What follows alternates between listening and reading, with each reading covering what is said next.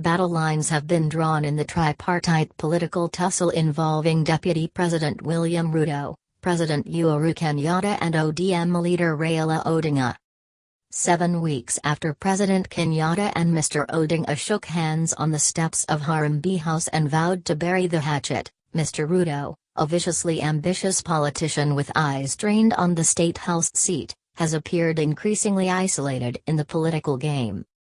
Now, allies of DP Ruto have vowed to take the war to President Kenyatta's doorstep, a man they believe has let loose Mr Odinga after the handshake. The strategy, sources close to the Ruto camp intimated, was to oppose any calls for a change of the constitution proposed by Mr Odinga's camp. "We have been monitoring events as they unfold. It will be premature to engage politically at this moment, but by saying no to constitution referendum is a way of sending a message we are prepared for a brutal phase ahead," an MP from Rift Valley, a close ally of Mr Ruto, said. Law Review. Mr Ruto has repeatedly dismissed calls for a constitution review. "The handshake has collapsed. There is no handshake anymore. We do not want a referendum. They want a referendum. So we can't go to bed together. We also cannot agree to another level of devolution, it is expensive," National Assembly Majority Leader Aidan Doole said on the floor of the House on Thursday, summarizing what is said to be the common feeling in Mr Ruto's camp against the Raila agenda in the handshake. In public, Mr Ruto has described the handshake as President Kenyatta's legacy, but in private, sources said, his camp is getting increasingly worried with the place of Mr Odinga, and his calls for a change of the structure of the executive, one that will definitely affect Mr Ruto's arithmetic. 2022 elections.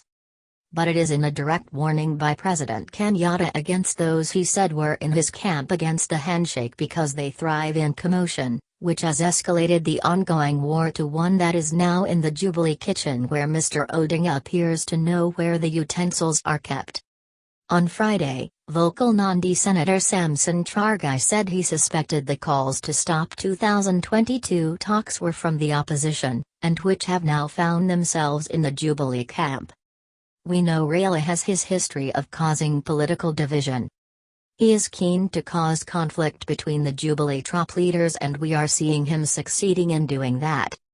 We supported Jubilee and we voted Uhuru in 2013 and 2017 and betrayal of William Ruto in 2022 will not be entertained. It is a must," Mr Cherargei said. Political enemy.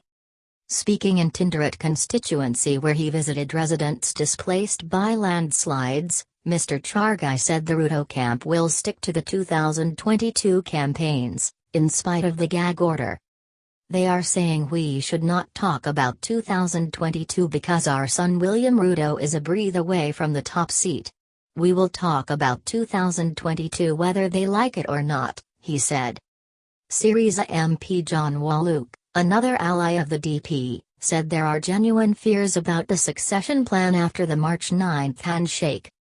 "Those of us who back Ruto to be the next president look at Raila as a political enemy.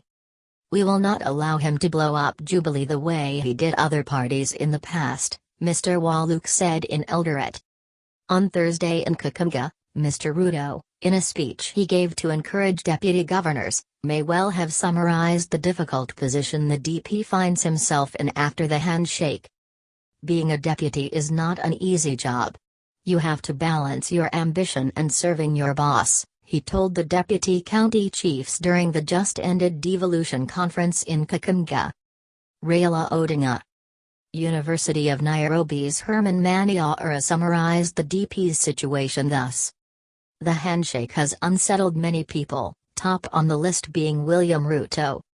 Everything was going well for him, and it was just a matter of counting the years. His chances at a shot at the top job was 100%, now reduced to 50-50. On the Raila influence, Mr Manyora said, was the fear that President Kenyatta might turn on him in favor of Mr Odinga. Raila is not a threat to Ruto on his own. But backed by Uhuru, who has the real power to thwart his chances, Ruto has a real reason to worry. Uhuru and Raila have become joined at the hip, and together, they are a real threat. Unity. But Kikuyu MP Kimani Ichung'wah rubbished claims of bad blood between President Kenyatta and his deputy. In fact, the National Budget Committee chairman suggested that anyone propagating claims of a rift would be dispensed with, including Mr Odinga. The president and his deputy are reading from the same script. They are focused on what needs to be done. They have both said their focus is on creating jobs and reviving the economy. So if Raila is on political tangent and changing of the constitution and whatnot, then he is on his own, Mr Ichung'wah said. The Kikuyu MP suggested the president and the DP are in fact the crafters of the handshake, because they had already agreed to unite Kenya when they merged in 2012. Referendum. That the DP is concerned with the direction the handshake is taking, and its possible effect on his career has been evident on his almost violent opposition to any proposal to alter the constitution. Mr Odinga's Orange Democratic Movement, ODM, has already made public its intentions to back a referendum to create an office of the executive prime minister. If Mr Ruto has any question on the issue our party leader raised yesterday, he should pick it up with the president who signed the agreement on behalf of Jubilee Party. Is he by any chance attacking the president's signature on the document? ODM Secretary General Edwin Sifuna said, taunting the absence of the DP when the March 9 deal was signed.